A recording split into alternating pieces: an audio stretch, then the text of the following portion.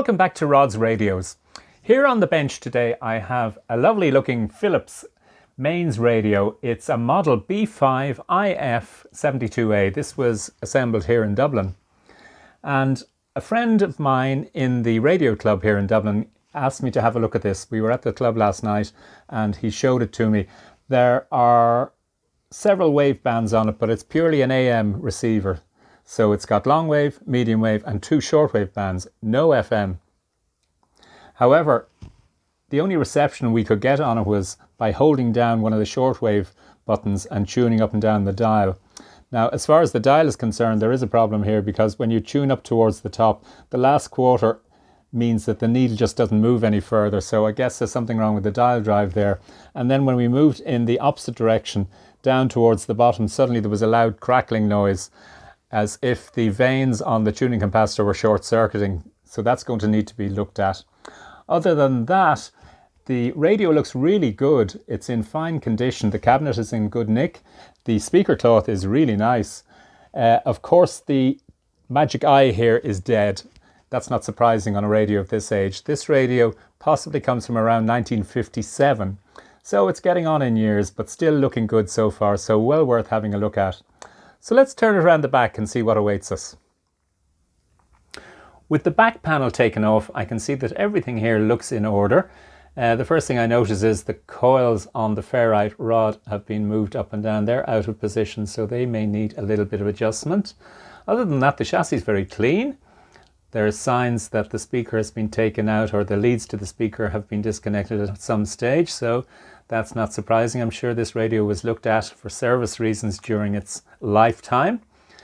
Now, the tuning capacitor here is very much out of kilter, and when I touch it with my finger, see how wobbly it is. So the mounting bolts on that leave something to be desired, so that's going to need some attention, and it might help with the dial drive problem that I mentioned in the earlier clip. Other than that, we have a ferrite rod that can be adjusted, and I think the next part of the plan is to take the chassis out of the cabinet and have a closer look. With the chassis out, I've mounted it into the cradle, which makes it much easier for me working on this. It means I can flip it over without doing any damage. Now I can see that there are a couple of things that need to be done. As I thought earlier, the grommets that are mounting the tuning capacitor here, there's 1, 2, 3 here on either side of the chassis, and they have started to disintegrate, and that would account for the wobbly tuning capacitor. Also, I can see 1, 2, 3, 4, 5 black wax paper capacitors, and in a radio of this age they definitely need to be changed as a matter of course, so I'm going to do that.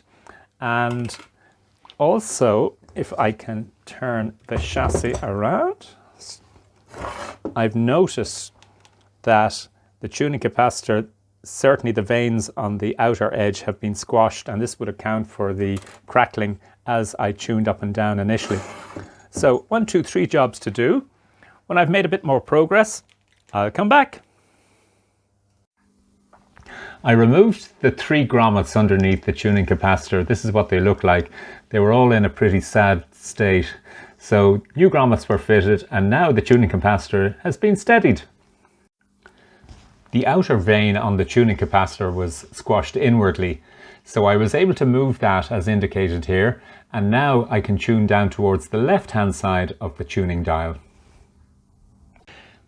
As there was no medium wave or long wave reception, I poked around checking for voltage around the local oscillator section, and everything seemed to be in order. So then I connected the scope up to the fixed vanes on the tuning condenser. And when I selected shortwave, I get a nice healthy oscillation on the scope. But when I switch over to long wave or medium wave, nothing at all. Shortwave, and the other shortwave band, which is very healthy. So back to the drawing board. And while checking around for this fault, I discovered that there was a bare wire hanging off the back of the switch unit around where the long wave switch is located, as indicated here by the red arrow. and just behind it there was a blob of solder indicated by the green arrow on the terminal of the long wave switch, so I presumed this is where it was supposed to go. So I touched it up against it, and by golly, the AM section of the radio, the medium and long wave, sprang into life. So as this loose wire was straining to meet the area where it was supposed to be attached, I fitted a new wire here shown as a piece of copper wire indicated by the green arrow, and now the radio is working beautifully. The alignment of the IF stages was checked and found to be perfect, after which the loose coils on the ferrite bar were moved to their correct position.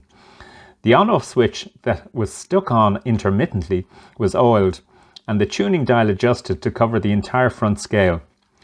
Time now to return the chassis to the cabinet. And here we are with the completed project. The radio is now working very well.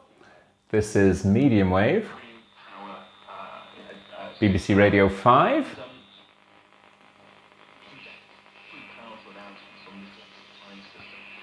Another station with BBC Radio 5. That's talk radio.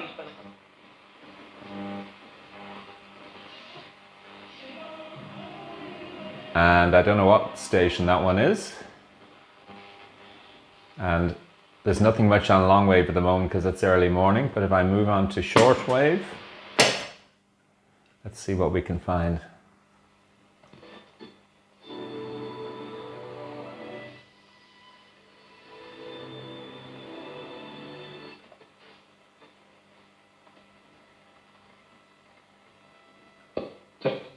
أول ديسمبر 2024 التبشير الملائكية الأحد السادس.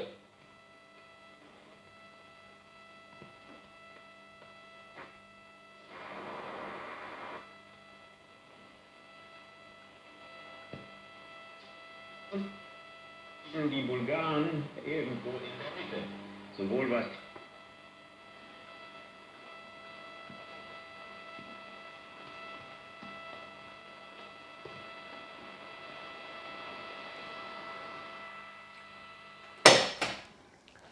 So that's it for now. If you have been, thanks for watching.